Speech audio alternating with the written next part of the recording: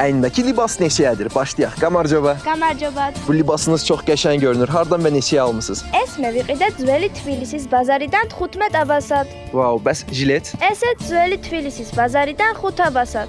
Bəs ayaqqabı? ესme შევაკერინე 3 აბასად.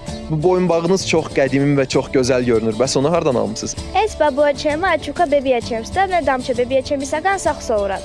Vau, çox qəşəng bir tarixi var imiş. Bəs yaylıq? ესme დამჩა დედი ჩემისაგან სახსოვრად.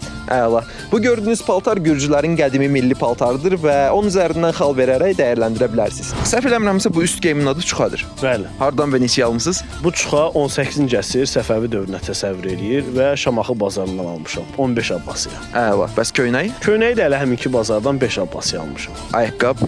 Ayaqqabını yadıma gəlir 5 abbasiyə tikdirmişdim. Nə oldu ey hamınıza tikdirirsiniz ki? O vaxt elə idi də.